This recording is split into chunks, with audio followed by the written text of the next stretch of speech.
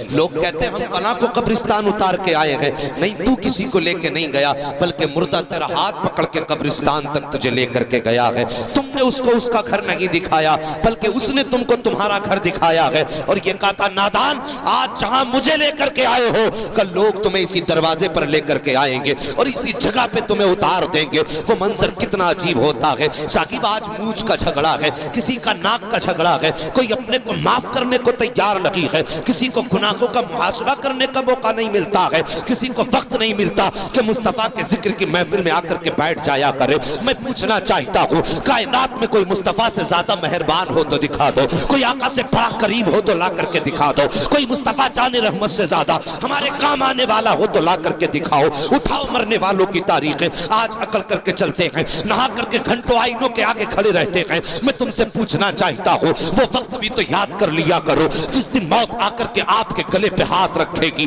और एक लम्हा आपको मौका नहीं देगी। जब रूह निकल जाएगी तो वो बदन जो अकड़ा करता था, जो कहता था मेरे मुकाबले का कोई नहीं है, आज बेसुध बिस्तर पे पड़ा है, को मक्खियां भी दूसरे उड़ा रहे हैं, चादर भी कोई और डाल रहा है। जब गुस्ल की बारी आती है तो साकिब जब जिंदा थे तो अपने हाथ से कई कई घंटे तक पानी के अंदर रह करके साबुन से बदन रगड़ा करते थे। लेकिन आज मौत ने इतना लाचार कर दिया है कि अपने बदन पे साबुन लगाना तो बड़ी बात है, अपने हाथ से पानी तक नहीं डाल सकते हो, आज अपना पर्दा भी खुद नहीं कर सकते हो। मैं तुमसे पूछना चाहता हूँ साहिब, ये अकल किस लिए है? ये जिंदगी के अंदर घमंड कब तक का है? एक दिन मौत ऐसा धक्का देगी कि सारे घमंड और अकल निकल करके रह जाएंगे। अल्लाह अकबर, तारीख उठा करके देखो मरने वालों की। जब मौत आया करती है तो इंसान फिर लाचार हो जाता है, न कुछ करने का न धरने का। फिर पानी डालने वाला और है, बदन मसलने वाला और है, चार खड़े होके कहते इधर से पानी डालो, कोई कहता ये हिस्सा सूखा रह गया है। आज तुझे अपना बदन भी नजर नहीं आ रहा है, तेरे बदन को बताने वाले भी दूसरे हैं। कुछ लोग आए पैर अंगूठे बांध दिए, कहीं इसके पैर टेढ़े ना हो जाएं। किसी ने कहा चेहरे पे कपड़ा लपेट दो, कहीं चेहरे का इसका मुंह का जुग्राफिया ना बदल जाए। आज तो तेरा अपनी मर्जी से मुंह भी बंद नहीं हो रहा है, कपड़े के जरिए बदन रोका जा रहा है, धागे के जरिए तेरे पैर रोके जा रहे हैं। फिर अकड़ता किस बात पर है, बिगड़ता किस बात पर है, घमंड किस चीज का है? क्या मौत नहीं आनी है? क्या तुझे इस तख्ते पे नहीं लेटना है? फिर बदन पे सफेद कपड़ा पहना दिया गया जिसे दुनिया कफन कहती है। आज जमाने के अंदर चला करते हो तो कहा करते हो वो मेरे सामने नहीं आ सकता, वो उसकी हैसियत नहीं मेरे सामने खड़ा हो जाए। सोच तो सही, जिसकी तू कल बातें किया करता था कि इसकी हैसियत सामने आने की नहीं है, आज वही तेरे जनाजे को कांधा दे रहा है, आज वो तुझे उठा करके लेकर के जा रहा है। आज तेरे वजूद में इतनी ताकत नहीं है कि अपने आखिरी घर की तरफ खुद से जा सके। अल्लाह अकबर, तू जमाने में अकड़ता रहा, मौत ने तुझे सीने से क्या लगाया, चार कांधों पे लेकर के तुझे गए हैं और मिट्टी के ढेरों के नीचे तुझे दफनाया गया है। तो वही अकरबा, वही भाई, वही दोस्त, वही अहबाब जो कहते थे कदम कदम पे साथ निभाएंगे, तेरा साथ ना छोड़ेंगे, आज कहते हैं ये सुराख रह गया है, इसे भी बंद कर दो, आखिरी तख्ता भी लगा दो। जो कहते थे तेरे बगैर जिंदगी नहीं गुजरेगी, आज कहते हैं सही से बंद कर देना, कोई सुराख बाकी न रह जाए। साकिब जरा गौर तो करो, कल जो साथ जीने मरने की कसमें खाते थे, आज तेरे ऊपर मिट्टी डाल करके जा रहे हैं, कोई एक लम्हा तेरे पास ठहरने के लिए तैयार नहीं है। जब तुझे कब्र के अंदर डाला है, मनो मिट्टी तेरे बदन पे डाल दी गई है, कोई सुराख न छोड़ा गया। साहिब कब्र का अंधेरा है, फिर उजाला कहां से लाओगे? आज कई कई लाइटों का इंतजाम है, तब भी कहते घर में अच्छा नहीं लगता है, घर में जब तक दूसरे ना हो दिल नहीं लगता है। साकिब उजाले में तन्हा दिल नहीं लगता, तो फिर कब्र तो अंधेरा है, वो तो कीड़े मकोड़ों का घर है, कोई साथ बटाने वाला भी नहीं है, कोई हिम्मत बनाने वाला भी नहीं है। साकिब अब मेरी बात को गौर से सुन लो, जब ये दुनिया वाले मनो मिट्टी डाल के चले जाएंगे, कोई सीने से लगाने वाला ना होगा। खुदा की कसम, ऐसी तन्हाई में तेरे डर को दूर करने के लिए, तेरी मुसीबतों को मिटाने के लिए, अगर सबसे पहले कोई तेरी कब्र में आएगा तो वो कोई और नहीं होगा बल्कि हसनैन का नाना होगा, फातिमा का बाबा होगा, मुस्तफा जाने रहमत होंगे। इधर चेहरे से कफन हटेगा, उधर मुस्तफा रुख से चिलमन हटाएंगे और फरिश्ते भी कहेंगे मुबारक हो, नसीबों वाला है, आज तेरी कब्र में नबियों का इमाम जलवागर हो गया। अल्लाह, नारे तकबीर, जबरदस्त आवाज से बोलिए नारे तकबीर, नारे रिसालत, नारे हैदरी, मसलके आला हजरत हजरत अल्लामा मुफ्ती हम्माद साहिब क़िबला। सुभान अल्लाह, बहुत अच्छे उसके साथ, वाह वाह, ये मेरे मुस्तफा का करम नहीं तो और क्या है। किसी ने कहा था आ गए कब्र में भी छुड़वाने, दर्द कितना है उम्मती के लिए। अल्लाह अकबर, वो तो अपने उम्मती को कब्र में भी तन्हा न छोड़ते। तो शागिर्द हम कितने बेवफा हैं कि हमारी बस्ती में मुस्तफ़ा की बातें हों और हम बिस्तर पे लेटे रहे। क्या तुमसे मुस्तफ़ा को प्यार नहीं है या तुम्हें मुस्तफ़ा से प्यार नहीं है? माना कि ये इसाले सवाब की महफिल हाजी नजीर हुसैन की थी, लेकिन बातें तो मदीने वाले मुस्तफ़ा की हैं, बातें तो सारी सरकार की हैं। अगर तुझे मुस्तफ़ा से प्यार था, आंखें बंद करके उठ जाया कर और कह दिया कर यार हवेली किसी की भी हो, बातें तो मदीने की होने वाली। ये इश्क का तकाजा है। आज मेरा ईमान कहता है नबी की हदीस के मुताबिक, आका करीम इरशाद फरमाते हैं जब तुम किसी मरने वाले को कब्र में दफना के आते हो ना, तो उसकी मिसाल मुस्तफ़ा फरमाते हैं कल गरीक़िल मुतगव्विस, ऐसे शख्स की तरह है जो समंदर में डूब रहा हो और गोते खा रहा हो। जिसे तुमने कब्र में उतारा उसकी मिसाल ऐसे है जैसे समंदर में डूबने वाला इंसान गोते खाता हो। बड़े बड़े लोग बैठे हुए हैं, सफेद बालों वाले तजर्बाकार लोग हैं, सब जानते हैं जब बंदा डूबता है तो हर तरफ हाथ मारता है जी। अगर एक घास का तिनका हाथ आ जाए तो उसके सहारे से किनारे लगना चाहता है। ऐसे ही होता है ना, किसी ने कहा था डूबते को तिनके का सहारा काफी होता है। ये बात समझ में आ रही ना मेरी? आका फरमाते तो कब्र में दफन होने वाले की मिसाल ऐसी है जैसे कि डूबने वाले की मिसाल, वो गोते खाता है, हाथ मारता है। फरमाया गया जब बंदे को दफनाया जाता है, अगर उसके अमाल अच्छे नहीं होते तो उसके पैरों में आग की बेड़ियां लगाई जाती है। आग की बेड़ियां उसके पैरों में, पूरी कब्र को आग का संदूक बना दिया जाता है। फिर फरमाया मेरे मुस्तफ़ा फरमाते हैं फिर कोई उसका चाहने वाला, उससे मोहब्बत करने वाला, चाहे उसका बेटा हो, उसका दोस्त हो, उसका बाप हो, उसका भाई हो, उसकी माँ हो, उसकी बहन हो, कोई भी रिश्तेदार हो, फरमाया जब वो उसके हक में हाथ उठाते और हाथ उठा के कहते हैं अल्लाह मेरे भाई को बख्श दे, अल्लाह मेरे बाप को बख्श दे, फरमाया गया अचानक उसकी कब्र में नूर आ जाता है।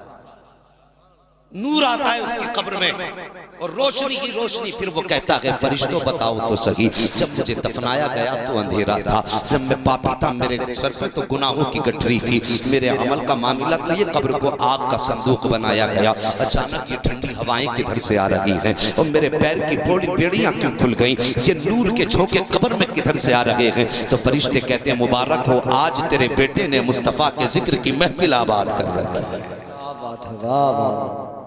किस्मत वाले होते हैं वो बाप जिनको औलाद ऐसी मिलती है कि मरने के बाद उनके इशाले सवाब की महफिलें मुकर्रर करें।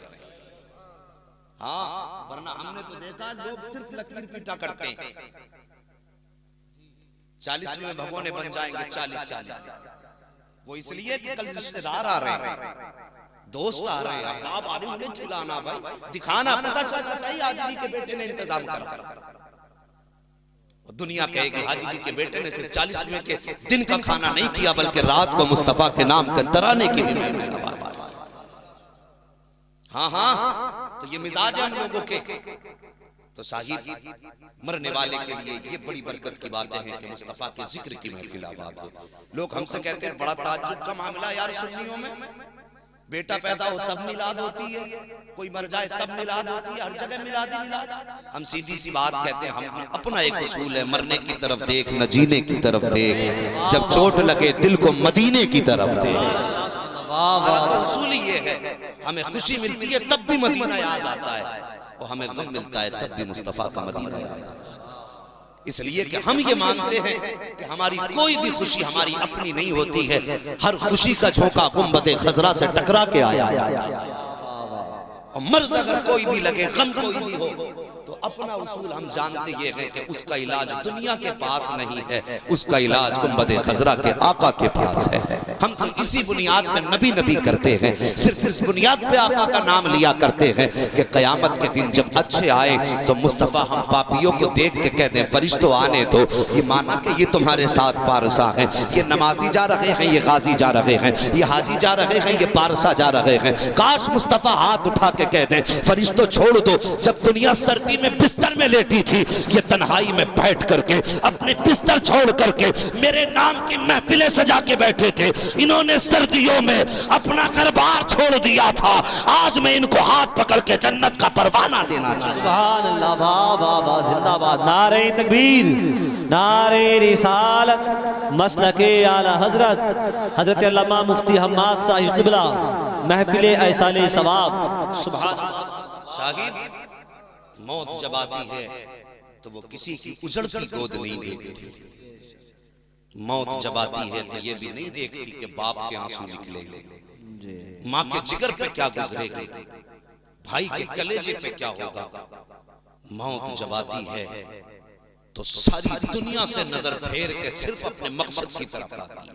बेशक बेशक। आज तक मौत ने किसी के दरवाजे पे इजाजत नहीं ली, लेकिन हाँ, मेरे नबी का वो दरबार है जहां पे मलकुल मौत भी आए तो इजाजत मांग रहे। सुभान अल्लाह। मगर साहिब याद रखना, जज़ाकल्लाह, साहिब याद रखना, मौत एक ऐसा दाग है जो हर सीने पे लगा है। न इसने बादशाह को बख्शा है, न इसने अमीर को बख्शा है, न वजीर को बख्शा है। मौत जब आई है तो बड़े अच्छों अच्छों की आंखों में आंसू दिए। मरने से पहले मरने का इंतजाम कर लो। हमारा मामला तो ये है, अगर भाई की 4 बीसे मिल जाए तो हम 4 बीसे पे सांप बन के बैठ जाते हैं। मिजाज है हमारा, सांप बन के बैठ जाते हैं। साहिब, एक दिन मरना है, बचना नहीं है। और मौत जब आएगी ना तो एक एक रत्ती का हिसाब अल्लाह लेगा। यहां तक फरमाया गया, अगर तुमने चलते फिरते किसी के खेत के धान के पेड़ में से एक दाना तोड़ के उसे मुंह में रखा, फरमाया गया तुमने छिलका यहां डाल दिया, एक दाने का छिलका दांत में रख देते ना, हमारा सूत के हाथ चल रहे हैं, पता ही नहीं किसकी तोड़ दी, किसकी बर्बाद कर दी। निकला जा रहा पट्टियों पे, देखो मेंढों पे, धोरे के धोरे साफे बाली नहीं दिखती, कुछ नहीं मिलता, वही मारा हाथ सट्ट से बाल सूत दी पूरी, 4 दाने खाए बाकी फेंक दिए। अल्लाह के यहाँ हिसाब देना। फरमाया गया तूने मुंह में एक दाना रखा ना और मुंह से छिलका उसका ऐसा फेंक दिया, फरमाया गया छिलका कहाँ फेंका उसका हिसाब अलग होगा और तूने दाना जो खाया उसका हिसाब अलग। तैयारी करें हम मौत की, हम तो बीगे बीगे खा जाते हैं, डकार तक नहीं आती। और सबसे बड़ा हाजी बन के बैठा बंदा, दूसरों के हक खा के अगर हज किया तो क्या किया, किसी का दिल दुखा के अगर मस्जिद आबाद की तो क्या की। मजा तो तब था किसी का वीरान दिल आबाद कर देता, मजा तो तब था किसी रोते हुए के लबों पे मुस्कुराहट दे देता। हमने तो यहाँ तक देखा लोग चिल्ले कर रहे हैं, एतकाफ में बैठते हैं, एतकाफ में अब्बा बीमार पड़ा बिस्तर पे, वो एतकाफ में बैठा, माँ को दवा की जरूरत है, बच्चा एतकाफ में कुरान पढ़ रहा है रमजान में, तुझे क्या लगता है माँ बिस्तर पे दवा के लिए रोती रहे और तू एतकाफ करेगा, अल्लाह राजी होगा? रब फरमाता सुन, अगर माँ बाप को सता के तू कोई भी इबादत करेगा मैं सारी इबादत तेरे मुंह पे मारूंगा। अगर इबादत कबूल कराना चाहते हो तो पहले दुखे दिलों का इलाज करो। अगर तुम किसी दिल का इलाज न कर सके तो इबादतें अपनी जेब में रख के मर जाओ। रब को तुम्हारी इबादत की जरूरत है, ये बात ज़हन नशीन कर लेना। अल्लाह अकबर, लोगों के हक आगे टकारे ही नहीं आती। मगर याद रखना साहिब, अगर अल्लाह ने मुझे ये तुम्हें पावर दी है तो घमंड न करना, इतराना मत। अल्लाह ने अगर ताकत दी है तो ये मत सोच लेना जहां तक नजर जा रही हो सब अपनी अपनी।